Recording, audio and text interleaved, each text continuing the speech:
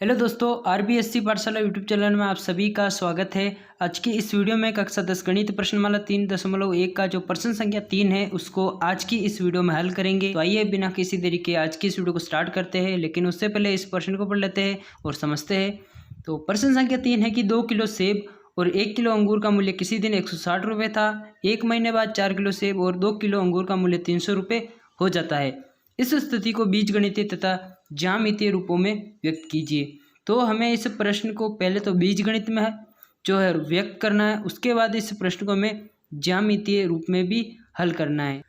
तो प्रश्न को हल करने से पहले यहाँ देखिए, हमें कहीं पर भी 1 किलो सेब और 1 किलो अंगूर का मूल्य नहीं दे रखा है। हमें यहाँ पर 2 किलो सेब और 1 किलो अंगूर का कुल मूल्य 160 रुपये दे रखा है। थोड़े दिनों बाद 1 महीने बाद 4 किलो सेब और 2 किलो अंगूर का कुल मूल्य 300 रुपये हो जाता है। तो हमें यहाँ पर 1 किलो सेब और 1 किलो अंगूर का मूल्य नहीं दे रखा है। तो सबसे पहले हम मानेंगे कि माना 1 किलो सेब का मूल्य x रुपये तथा 1 किलो अंगूर का मूल्य y रुपये। इस तरह से हम इन दोनों का मूल्य x और y के रूप में मानेंगे। तो आइए इस प्रश्न को अब हल करना स्टार्ट करते हैं। तो इस प्रश्न के हल में हम सबसे पहले लिखेंगे माना 1 किलो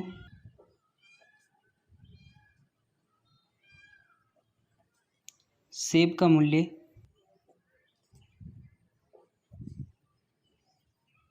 तो इसे हम मान लेते हैं x रुपये। इसी तरह से माना हम मान लेंगे कि 1 किलो अंगूर का मूल्य y रुपये।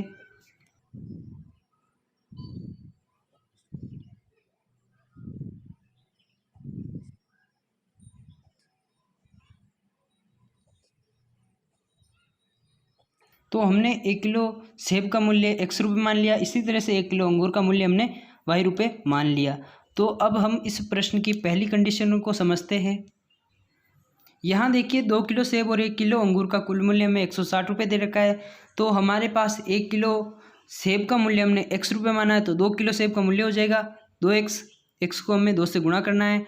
इसी तरह से 1 किलो अंगूर का मूल्य हमने यहाँ पर y रुपये माना है। तो हमें प्रश्न में 1 किलो अंगूर ही दे रखा है, तो इसका मूल्य हो जाएगा 1y। तो यहाँ लिखेंगे, चूँकि हमें पहले इसको बीजगणित में भी व्यक्त करना है, तो यहाँ से लिखेंगे, यहाँ लिखेंगे बीजगणितीय रूप।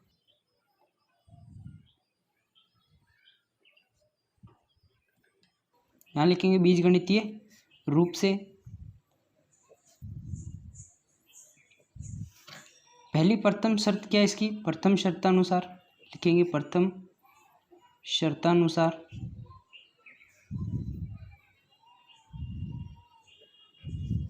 तो प्रश्न की प्रथम शर्त क्या है कि किसी दिन जो है 2 किलो सेब और 1 किलो अंगूर का कुल मूल्य है 160 रुपये। तो जो हमारे पास ये समीकरण आया, इसे हम नाम दे देंगे समीकरण 1। तो इसे हम नाम दे देंगे समीकरण 1। हमारे पास पहला समीकरण आ गया। इसी तरह से प्रश्न की द्वितीय शर्त क्या है? तो यहाँ लिखेंगे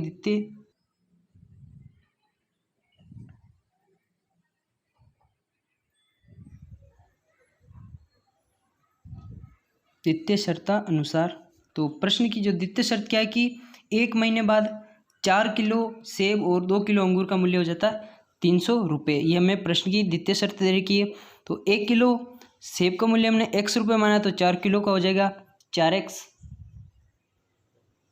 प्लस 2y, क्योंकि 1 किलो अंगूर का मूल्य y है, तो 2 किलो का हो जाएगा 2y बराबर 300 रुपये। तो ये हो जाएगा हमारे पास समीकरण 2।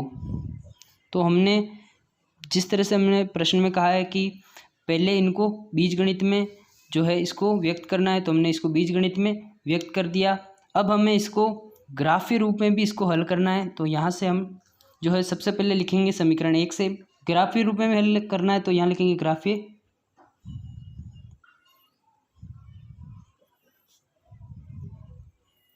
रूप से। तो यहाँ लिखेंगे समीकरण 1 से।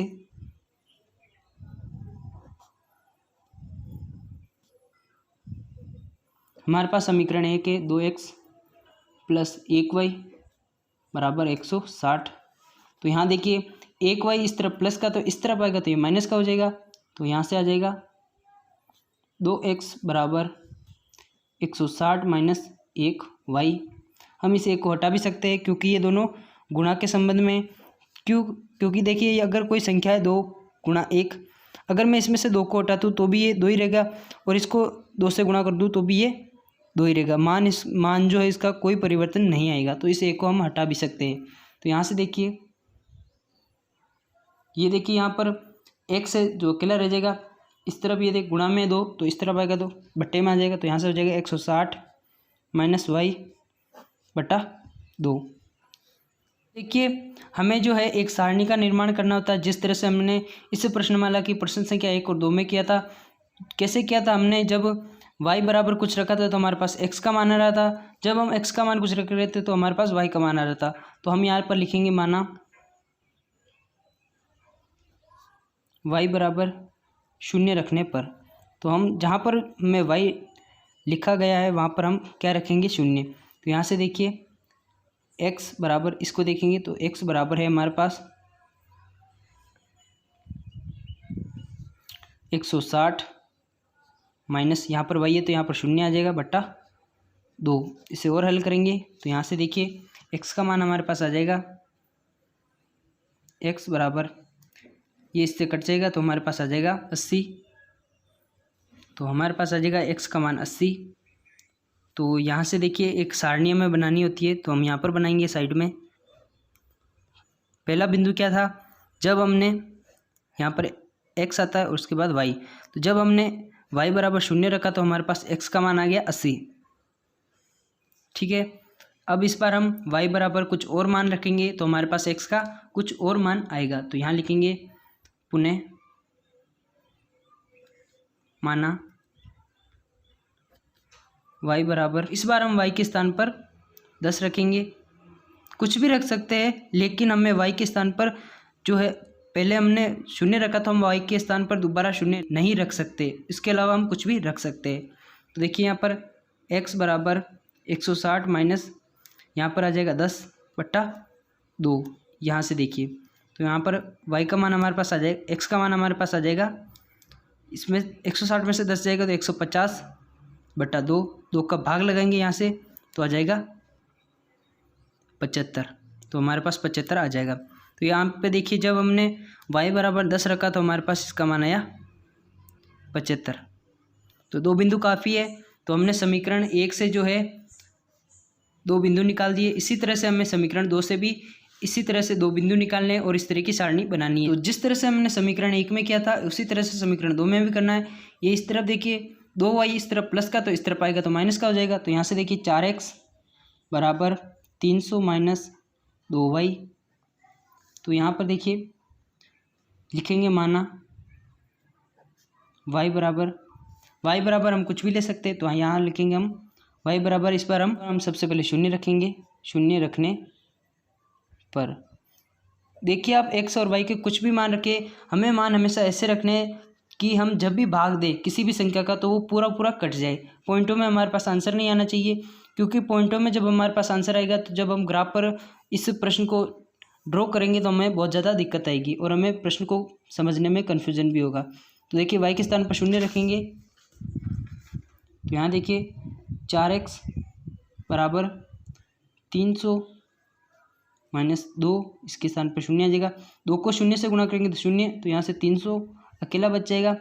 4x यहाँ पर देखिए 4 जो गुणा में तो इस तरफ आएगा तो ये बट्टे में आ जाएगा, तो x यहाँ पर रह जाएगा 300 बट्टा 4, 4 का इसमें भाग लगाएंगे तो हमारे पास x बराबर आ जाएगा, ये देखिए यहाँ आ जाएगा 428 होता है, 28 गए तो 2 बच गए और 4 पंजा 20, तो 75 आ गया। तो यहाँ पर x का मान हमारे पास 75 आ गया। यहाँ पर देखिए साइड में सारणी बनाएंगे, तो यहाँ पर x और यहाँ पर y। तो जब हमने सबसे पहले y बराबर 0 रखा तो हमारे पास x बराबर 75 आ गया, तो हमारे पास एक बिंदु आ गया। इसी तरह से हमें और बिंदु ढूंढने हैं, तो यहाँ से लिखेंगे इस बार पुनः y बराबर, तो इस बार हम y के स्थान पर रखेंगे 2 रखने पर। तो यहाँ पर देखिए हमारे पास था 4x बराबर 300 माइनस 2y। यहाँ से देखिए तो जहाँ पर y है वहाँ पर 2 रखेंगे, तो 4x बराबर 300 माइनस 2 और यहाँ से 2 आ जाएगा। फिर देखिए 2 को इससे गुणा करेंगे तो 4 आ जाएगा, फिर माइनस 300, यहाँ से आ जाएगा 4x। फिर देखिए यहाँ पर इसमें से 4 को घटाएंगे तो हमारे पास आ जाएगा 296 और यहाँ से x अकेला बच जाएगा। तो इस तरफ 4 गुणा में था तो इस तरफ बट्टे में आ जाएगा। तो यहाँ पर देखिए x बराबर आ जाएगा 296/4। इसका इसमें भाग लगाएंगे तो यहाँ पर देखिए x बराबर हमारे पास आ जाएगा 74। तो दूसरा बिंदु क्या था, जब हमने y बराबर 2 रखा तो हमारे पास x का मान 74 आया। तो यहाँ देखिए y बराबर 2 रखा तो इसका मान हमारे पास 74 आ गया। अब इस प्रश्न को हम, जो हमारे पास 2 सारणियाँ आई है, उसको इसी सारणियों के माध्यम से इस प्रश्न को हम जो ग्राफ पर हल करेंगे। तो आइए ग्राफ कॉपी पर चलते हैं। तो यहाँ पर समीकरण 1 की सारणी हमने यहाँ पर और समीकरण 2 की सारणी यहाँ पर बना ली। और ग्राफ कॉपी में देखिए सबसे पहले हमें पैमाना मानना होता है। तो यहाँ पर देखिए हमारे जो मान है वो बड़े बड़े 80 75 तक चले गए। तो अगर हम 1 बड़ा खाना बराबर 1 इकाई मानेंगे तो हमें जो है मान को लिखने में दिक्कत आएगी। तो इस बार हम इसलिए हम मानेंगे कि 1 बड़ा खाना बराबर 10 इकाई। तो यहाँ लिखेंगे x अक्ष पर 1 बड़ा खाना बराबर 10 इकाई, इसे हम 10 इकाई मानेंगे। इसी तरह से इसको भी हम 10 इकाई मानेंगे क्योंकि हमारे मान जो है वो 80 संख्या तक गए हैं। तो यहाँ से देखिए अब जो है इस ग्राफ में जो ये बड़ा खाना होता है ये जो है एक 10 इकाई के बराबर है। तो यहाँ पर देखिए यहाँ आ जाएगा पहला जो खाना है वहाँ पर आ जाएगा 10, इसी तरह से यहाँ पर 20,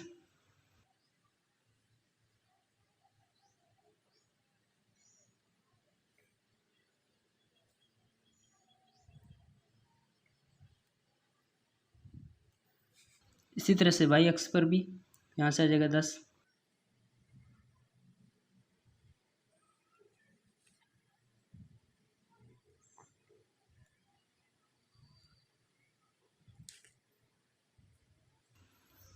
ठीक है।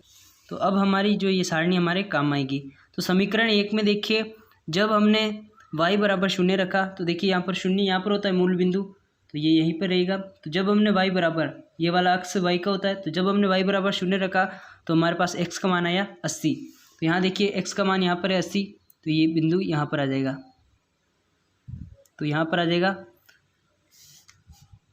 पहले x का मान आता तो यहाँ पर आएगा 80,0। तो ये पहला बिंदु आ गया। दूसरा बिंदु देखिए जब हमने y बराबर 10 रखा तो हमारे पास x का मान 75 आया। यहाँ पर देखिए y बराबर यहाँ पर है 10, तो ये बिंदु, और x का मान हमारे पास 75 आया। तो देखिए यहाँ पर है 75, 70 और 80 के बीच में आता है। तो ये जो डार्क में दिख रही है तो ये यहाँ पर हो जाएगा, यहाँ पर ये बिंदु मिल जाएगा। इस बिंदु का क्या नाम है, तो ये था, पहले x का था तो यहाँ पर 75,10। तो ये हमें 2 बिंदु मिल गए। तो अब हमें क्या करना है, जो हमारे पास ये बिंदु आए हैं इन दोनों बिंदुओं को मिलाते हुए एक रेखा का जो है निर्माण करना है। तो अब इन दोनों बिंदु को स्केल की सहायता से जो है इनके ऊपर से एक रेखा हम खींच देंगे। तो इस तरह से आपको भी एक रेखा खींच देनी है और जो समीकरण था उसका नाम भी लिख देना है। तो समीकरण था 2x + 1y = 160। दूसरी सारणी को देखेंगे तो दूसरी सारणी में जब हमने y बराबर 0 रखा तो x का मान हमारे पास 75 आया। तो यहाँ पर y होता है तो x का मान हमारे पास आया था 75। तो यहाँ पर देखिए ये होता है 75, यहाँ से आ जाएगा। तो ये पहला बिंदु आ जाएगा। बिंदु का क्या नाम रखेंगे, 75,0। ठीक है। दूसरा क्या बिंदु था, जब हमने y बराबर 2 रखा तो 74 हमारे पास x का मान आया। तो यहाँ से देखिए ये यहाँ पर 0 है, तो यहाँ पर पहले जो होगा वो 1 और यहाँ पर ये 2, ये बिंदु होगा। और हमारे पास x का मान कितना आया, 74। तो यहाँ पर 75 होता तो ये वाला 74 आ जाएगा। तो यहाँ से ये बिंदु आ जाएगा। इसको मैं यहाँ से लिख रहा हूँ। तो कौन सा बिंदु था, ये होगा 74,2। तो अब हम इन दोनों बिंदु को जो है मिलाते एक रेखा खींच देंगे। कुछ इस तरह से ये एक रेखा खींच जाएगी और समीकरण जो था उसका नाम भी रख देंगे। तो 4x + 2y = 300। तो हमने इस प्रश्न को जो है पहले जिस प्रकार हमसे प्रश्न ने पूछा था कि इसको गणितीय रूप में व्यक्त कीजिए, तो हमने इस प्रश्न को गणितीय रूप में भी हल कर दिया। और दूसरा था कि ज्यामितीय में भी इसको निरूपित कीजिए, तो हमने इस प्रश्न को ज्यामितीय अर्थात ग्राफी रूप में भी व्यक्त कर दिया। तो ऐसी उम्मीद होगी कि आपको आज का ये वाला वीडियो पसंद आया होगा। अगर आपको ये वीडियो अच्छा लगा तो इस चैनल को सब्सक्राइब कीजिएगा ताकि इस तरह की वीडियो आपको डेली मिल सके। मैं मिलता हूँ नेक्स्ट वीडियो में, तब तक के लिए जय हिंद, गुड बाय।